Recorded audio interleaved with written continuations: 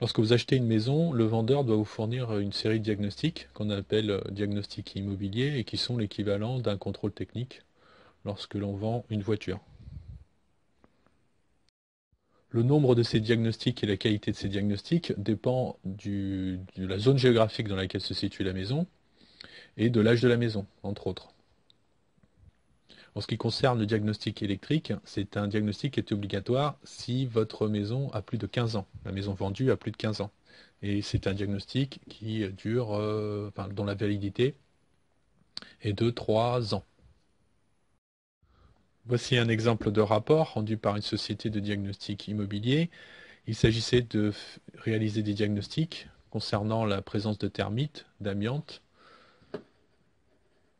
de diagnostiquer le réseau de gaz et l'installation électrique. Voici la facture qui a été dressée. Donc pour ces 4 diagnostics, ça a coûté 590 euros 30 centimes. Voici un exemple de rapport rendu par un diagnostiqueur immobilier sur l'installation électrique d'une maison. Donc, sur la première page, on a la désignation du bâtiment, de la maison à vendre, les références du client et du diagnostiqueur.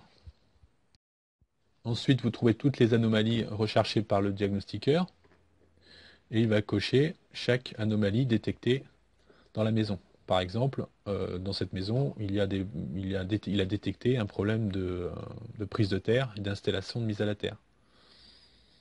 Il détecte aussi que des matériels électriques présentent des risques de contact direct, etc. Toutes les anomalies détectées sont ensuite présentées en détail dans un tableau. Et enfin, il y a la conclusion du diagnostiqueur sur les éventuels travaux à réaliser.